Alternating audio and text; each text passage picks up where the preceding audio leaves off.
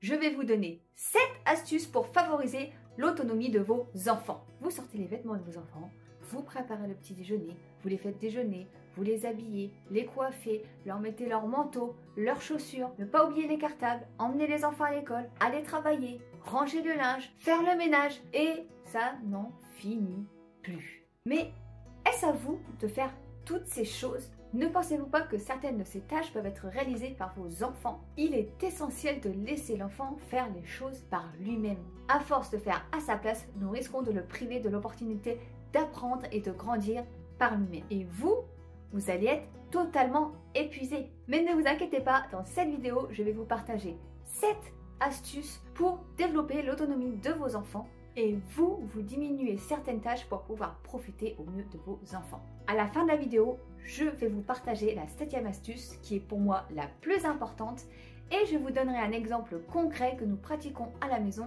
avec mes enfants. Allez, c'est parti pour la première astuce. Prendre son temps. Dans notre société toujours pressée, il est facile d'oublier que les enfants ont besoin de temps pour effectuer une tâche. Ils apprennent et grandissent à leur propre rythme. Et souvent, on voudrait qu'ils aillent plus vite, qu'ils soient calqués sur notre rythme à nous. Et bien oui, parce qu'il faut se dépêcher pour aller à l'école, il faut se dépêcher pour aller au travail, pour des rendez-vous.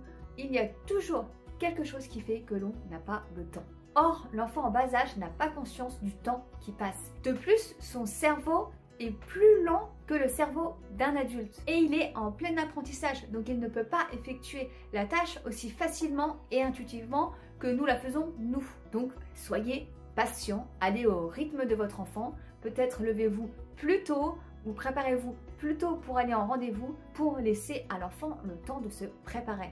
La patience est de rigueur, prenons le temps de les accompagner dans leur apprentissage. Arrêtez de faire à sa place.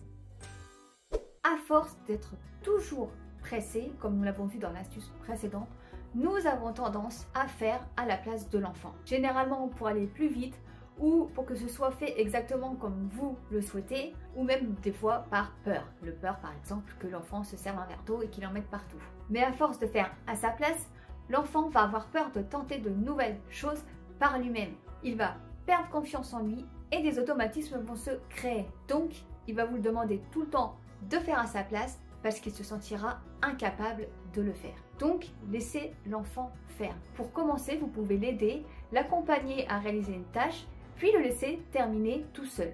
L'enfant, à force de faire seul, va prendre confiance en lui et faire de nouvelles tentatives d'apprentissage. Dites-moi en commentaire si ça vous est déjà arrivé d'effectuer une tâche à la place de votre enfant et que celui-ci enlève tout ce que vous venez de faire pour le faire tout seul.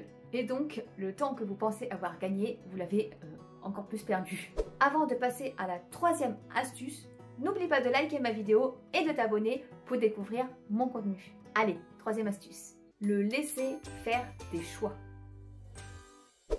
Il est crucial pour le développement de l'enfant de le laisser faire des choix. En lui offrant la possibilité de prendre des décisions, aussi simples soient-elles, nous lui donnons un sentiment de responsabilité sur sa propre vie. Cela va renforcer sa confiance en lui-même. Permettre à l'enfant de faire des choix le prépare à devenir un adulte autonome et sûr de lui. Le laisser faire des choix, ça peut passer par des choses simples, comme par exemple lui laisser choisir sa tenue le matin. Je vous mets ici ma vidéo sur l'astuce ultime pour ranger les vêtements de vos enfants qui permettra à votre enfant d'être autonome avec son armoire et de ne pas vous solliciter pour choisir une tenue. Et maintenant, on passe à la 4e astuce. Donner des responsabilités aux enfants. En donnant des responsabilités aux enfants, nous montrons que nous croyons en eux et en leurs capacités. Ça les aide à se sentir grands et à développer leur confiance. Vous pouvez leur confier des tâches de la vie quotidienne ou des missions spécifiques. En fait, chaque responsabilité leur offre une chance d'apprendre et de se développer. Et c'est parti pour la 5e astuce. Encourager la résolution de problèmes.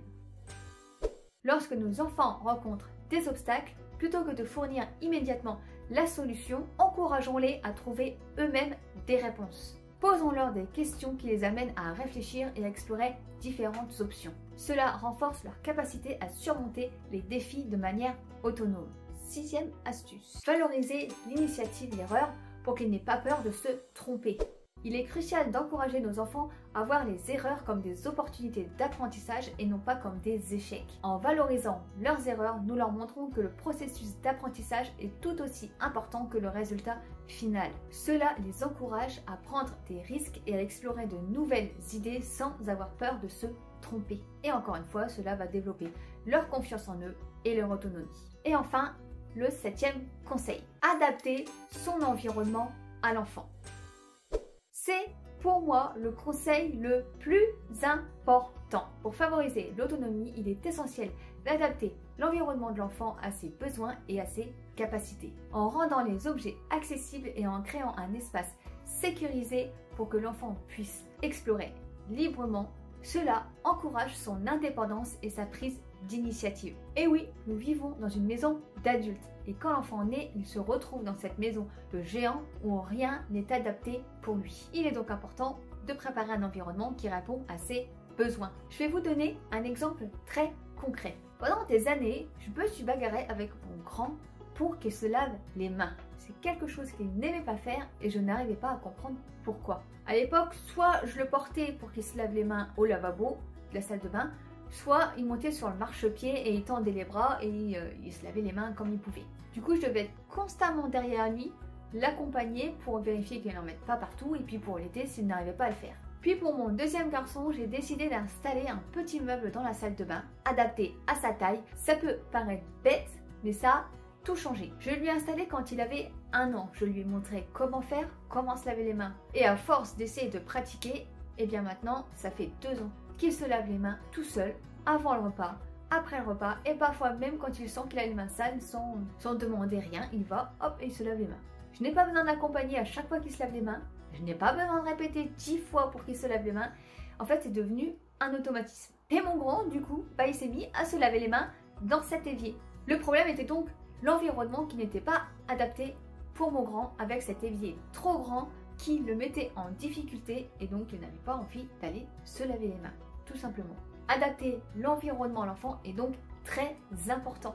C'est ce qui va vraiment permettre à l'enfant d'explorer et d'apprendre par lui-même avec des objets adaptés à sa taille. Et bien c'est tout pour cette vidéo. N'oubliez pas de liker si vous avez aimé. Pour vous abonner, c'est par ici. Et pour découvrir ma vidéo sur l'astuce ultime pour ranger les vêtements des enfants, eh bien c'est juste là. Je vous dis à très vite dans une prochaine vidéo.